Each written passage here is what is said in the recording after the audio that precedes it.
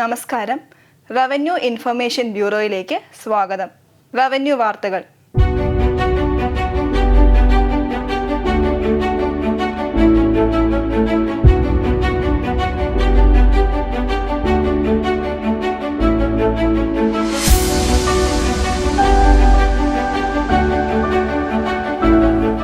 പ്രധാന വാർത്തകൾ. കരുതലും കൈത്താങ്ങും. താലൂക്ക് തല പരാതി പരിഹാര അദാലത്ത് ഓൺലൈനായും നേരിട്ടും പരാതികൾ നൽകാം. കേന്ദ്ര ഭൂവിഭവ വകുപ്പ് സെക്രട്ടറി മനോജ് ജോഷിയുമായി റവന്യൂ മന്ത്രി കെ രാജൻ ചർച്ച നടത്തി.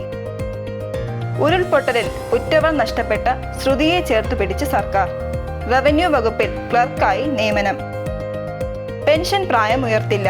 ഭരണപരിഷ്കാര കമ്മീഷൻ ശുപാർശകൾ ഭേദഗതികളോടെ മന്ത്രിസഭായോഗം അംഗീകരിച്ചു. പൊതുജനങ്ങളുടെ പരാതികൾ പരിഹരിക്കുന്നതിനായി മന്ത്രിമാരുടെ നേതൃത്വത്തിൽ താലൂക്ക് തലങ്ങളിൽ കരുതലും കൈത്താങ്ങും പരാതി പരിഹാര അദാലത്തുകൾ സംഘടിപ്പിക്കുന്നു. 2024 ഡിസംബർ 9 മുതൽ 2025 ജനുവരി 13 വരെയാണ് അദാലത്തുകൾ നടത്തുക. അദാലത്തിൽ പരിഗണിക്കുന്നതിനുള്ള പരാതികൾ താലൂക്ക് ഓഫീസുകളിലും അക്ഷയ കേന്ദ്രങ്ങളിലും കരുതൽ പോർട്ടൽ വഴി ഓൺലൈനായും സമർപ്പിക്കാം. പരാതി നൽകുന്നയാളുടെ പേര്, വിലാസം, email, mobile number, WhatsApp number, ജില്ല, താലൂക്ക്, പരാതി വിഷയം പരിശോധിച്ചിട്ടുള്ള ഓഫീസ്, ഫയൽ നമ്പർ എന്നിവ പരാതിയിൽ ഉൾപ്പെടുത്തണം. അദാലത്തിൽ പരിഗണിക്കാൻ നിശ്ചയിച്ച വിഷയങ്ങളിലുള്ള പരാതികൾ മാത്രമാണ് സമർപ്പിക്കേണ്ടത്. ജില്ലാ കളക്ടർ ചെയർമാനായി ജില്ലാ മോണിറ്ററിംഗ് സെൽ പ്രവർത്തിക്കും. സബ് കളക്ടർ, ആർഡിഒമാർ, വൈസ് ചെയർപേഴ്സൺമാരും ജില്ലാ പ്ലാനിംഗ് ഓഫീസർ അംഗവുമാണ്. അതത് താലൂക്കുകളുടെ ചുമതലയുള്ള ഡെപ്യൂട്ടി കളക്ടർ കൺവീനറും തഹസിൽദാർ ജോയിന്റ് കൺവീനറുമായി താലൂക്ക് അദാലത്ത് സെല്ലും പ്രവർത്തിക്കും. അദാലത്തിൽ പരിഗണിക്കുന്ന വിഷയങ്ങൾ സംബന്ധിച്ച വിശദ വിവരം അതാത് ജില്ലാ കളക്ടറേറ്റുകളിലും താലൂക്ക് ഓഫീസുകളിലും ലഭ്യമാണ്. കേന്ദ്ര ഭൂവിഭവ വകുപ്പ് സെക്രട്ടറി മനോജ് ജോഷിയുമായി റവന്യൂ മന്ത്രി കെ രാജൻ ചർച്ച നടത്തി. കേരളത്തിൽ റവന്യൂ വകുപ്പിന്റെ ആധുനികവൽക്കരണത്തിനും ഡിജിറ്റൽ സർവേക്കും കമ്പ്യൂട്ടറൈസേഷനും കേന്ദ്ര സഹായം ഉറപ്പാക്കുമെന്ന് കേന്ദ്ര സെക്രട്ടറി അറിയിച്ചു. സർവേ രംഗത്തും റവന്യൂ ഡിജിറ്റൈസേഷൻ രംഗത്തും കേരളം നേടിയ നേട്ടങ്ങളെ അദ്ദേഹം അഭിനന്ദിച്ചു. ഇന്ത്യയിൽ ആദ്യമായി ഭൂരേഖകൾ ഡിജിറ്റലാക്കുന്ന ഡിജിറ്റൽ റീസർവേ പ്രവർത്തനങ്ങൾ മാതൃകാപരമാണെന്ന് അദ്ദേഹം പറഞ്ഞു. ഡിജിറ്റൽ റീസർവേക്കായി അധിക ഫണ്ട് അനുവദിക്കുന്ന കാര്യം ഗൗരവമായി പരിഗണിക്കുമെന്നും അദ്ദേഹം വ്യക്തമാക്കി. കേരളത്തിൽ മുഴുവൻ വില്ലേജുകളും സ്മാർട്ട് വില്ലേജുകളാക്കുന്നതിന്റെ പ്രവർത്തനങ്ങൾക്കും കേന്ദ്ര സഹായം ഉറപ്പു നൽകിയാണ് യോഗം അവസാനിച്ചത്. വയനാട് മേപ്പാടി ഉരുൾപൊട്ടൽ ദുരന്തത്തിൽ ഉറ്റവരെയും വാഹനാപകടത്തിൽ പ്രതിശ്രുത വരനെയും നഷ്ടപ്പെട്ട ശ്രുതിക്ക് സർക്കാർ ജോലി. റവന്യൂ വകുപ്പിൽ ക്ലർക്ക് തസ്തികയിലാണ് നിയമനം. ഇതിനായി വയനാട് കളക്ടറെ ചുമതലപ്പെടുത്തി സർക്കാർ ഉത്തരവിറക്കി. ജീവിതത്തിൽ ഒറ്റയ്ക്കായി പോയ ശ്രുതിക്ക് സർക്കാർ നൽകിയ വാക്ക് പാലിച്ചെന്ന് റവന്യൂ മന്ത്രി കെ രാജൻ പറഞ്ഞു. ശ്രുതി റവന്യൂ കുടുംബത്തിലെ അംഗമാണ് ഇനിയെന്നും വയനാട് ജില്ലയിൽ തന്നെ ക്ലർക്ക് തസ്തികയിൽ ശ്രുതി ജോലിക്ക് കയറുമെന്നും മന്ത്രി ഫേസ്ബുക്കിൽ പങ്കുവച്ച കുറിപ്പിൽ പറഞ്ഞു. 4ാം ഭരണപരിഷ്കാര കമ്മീഷന്റെ ശുപാർശകൾ പരിശോധിക്കാൻ നിയോഗിച്ച ചീഫ് സെക്രട്ടറി അധ്യക്ഷയായ സെക്രട്ടറി തല സമിതിയുടെ ശുപാർശകൾ ഭേദഗതികളോടെ മന്ത്രിസഭായോഗം അംഗീകരിച്ചു. പെൻഷൻ പ്രായം 60 ഉയർത്തണമെന്ന ശുപാർശ അംഗീകരിക്കേണ്ടതില്ലെന്ന് തീരുമാനിച്ചു. KSR, KS&SSRS, കണ്ടക്ട് റൂൾസ് എന്നിവ സംയോജിപ്പിച്ച് കേരള സിവിൽ സർവീസ് കോഡ് രൂപീകരിക്കും. ഇതിനായി ഉദ്യോഗസ്ഥ ഭരണപരിഷ്കാര വകുപ്പിനെ ചുമതലപ്പെടുത്തി. സബോർഡിനേറ്റ് സർവീസിലും സ്റ്റേറ്റ് സർവീസിലും പ്രൊബേഷൻ 1 തവണ മാത്രമാകും. എല്ലാ വകുപ്പുകളും 2 വർഷത്തിനകം വിശേഷാൽ ചട്ടങ്ങൾ രൂപീകരിക്കുന്നതിന് നിർദ്ദേശം നൽകും. പ്രത്യേക ലക്ഷ്യത്തോടുകൂടി സൃഷ്ടിക്കപ്പെടുന്ന തസ്തികകൾ ലക്ഷ്യം പൂർത്തിയായാൽ അവസാനിപ്പിക്കും.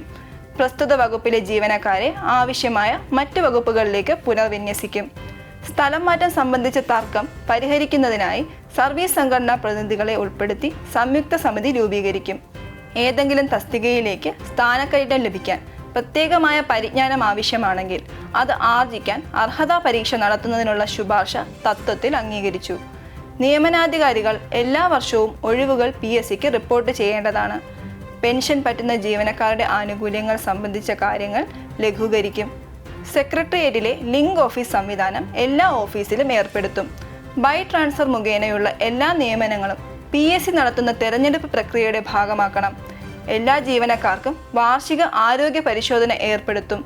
വിരമിക്കുന്നതിന് 1 മാസം മുമ്പ് ജീവനക്കാരന്റെ പേരിലുള്ള അച്ചടക്ക നടപടികൾ പൂർത്തീകരിക്കണം എന്നിവയാണ് ശുപാർശകൾ.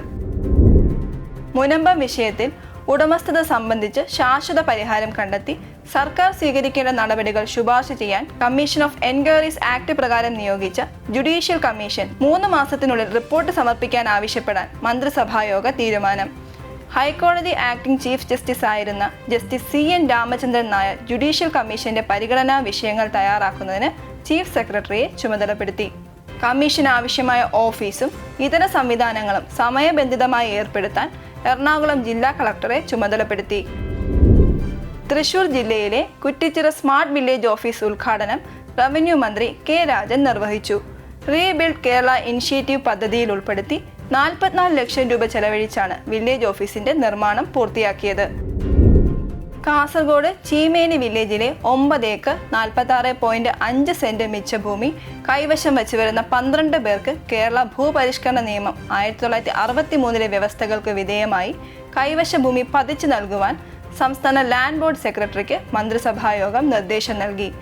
മിച്ചഭൂമി ഏറ്റെടുക്കുന്നതിന് മുൻപ് ക്രയ സർട്ടിഫിക്കറ്റ് ലഭിച്ചവരോ ക്രയ സർട്ടിഫിക്കറ്റ് ലഭിച്ചവരിൽ നിന്നും ഭൂമി കൈമാറി കിട്ടിയവരോ വിലയ്ക്ക് വാങ്ങിയവരോ ആയവരും കൈവശ ഭൂമിയുടെ നികുതി മുൻപ് ഒടുക്കിയിരുന്നവരുമായ 3 പേരിൽ നിന്നും തുടർന്നും ഭൂനികുതി സ്വീകരിക്കും.